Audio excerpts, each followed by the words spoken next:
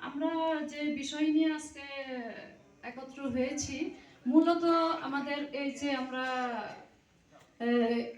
আমাদের অলিয়া উলিয়ার প্রতি যে দুর্যোগ, যে ঘনঘটা, যে আমরা যে নির্যাতনের শিকার হচ্ছি, এই বিষয়গুলির জন্য আমরা একত্র হওয়ার জন্য আমরা আজকের এই অনুষ্ঠান আয়োজন করেছি।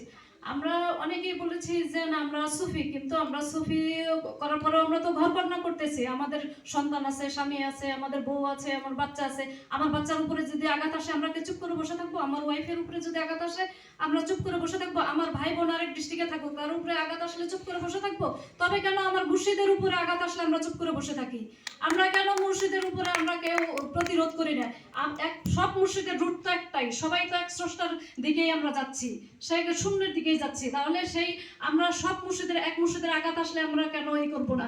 আমরা এখানে বড় দরবারের একটা বড় পার্টির একজন প্রতিনিধি এসেছেন, তিনি বলছেন যে না আমরা এই করবো, কিন্তু ওনারা যে এই যে একত্র হন, ওনাদের লাখ লাখ 20-30 লাখ লোক একত্র হয়, ওনারা কেন তখন বলেন না যে আপনারা যখন একটা মুর্শিদের প্রতি আঘাত আসবে আপনারা সবাই রুখে দাঁড়াবেন, আপনারা তাদের প্রতিরোধ করবেন?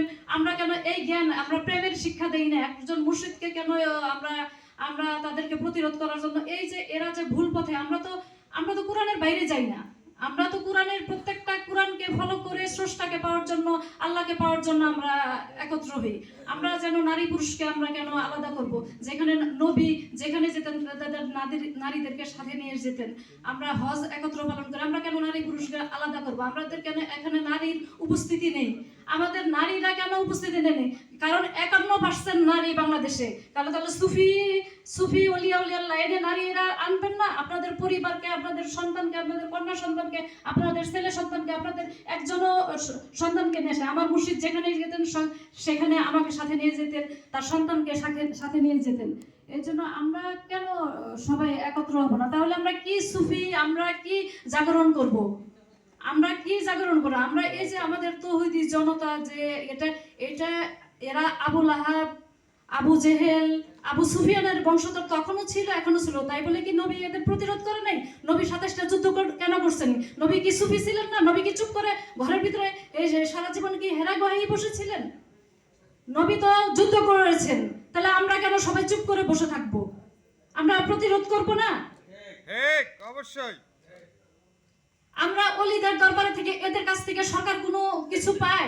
অলিদের দরবার থেকে কোটি কোটি টাকা সরকারি ফান্ডে যায়। অলিদের দরবারে থেকে অসহায় বৃদ্ধদের প্রতিদিন খাবার আসে, তাদের খাবার থেকে। আর এদের কাছ থেকে কে কি পায়?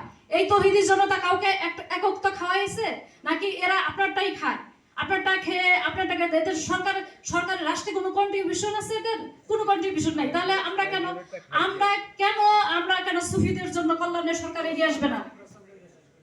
সুফিদের কল্যাণে কেন এগিয়ে আসবে না? একটা মামলা নেয়, প্রতিটা যেখানে আক্রমণ হয় ওখান থেকে 10 জন করে আসামি গ্রেপ্তার করুক। 10 জন করে আসামি গ্রেপ্তার করলেই তো আর এরা অগ্রসর হতে পারে না, এরা ভয় পায়।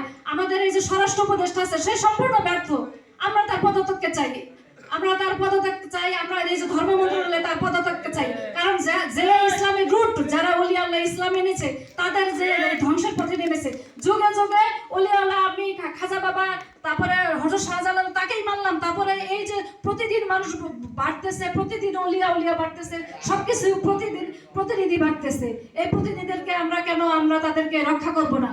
তাদেরকে আমরা কেন সহায়তা করব না? সবাই কেন এগিয়ে আসবো না?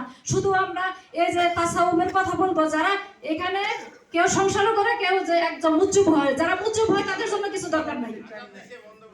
যারা মুজ্জুব হবে তাদের জন্য কিছু দরকার নেই, কিন্তু যারা আছেন তারা তো আমরা এই রক্ষা করব, অলিয়া উলিয়ার দরবারকে রক্ষা করব, অলিয়া উলিয়াদেরকে রক্ষা করব। তাদের আঘাত আসলে আমরা প্রতিরোধ করব। এটাই আমরা সবাই চাই, সবাই একত্রবদ্ধ হবো। আর নারীরাও চাই এগিয়ে আসে। আপনারা নারীদেরকে এগিয়ে আনবেন সব ব্যাপারে, সব ওখানে। ধন্যবাদ সবাইকে।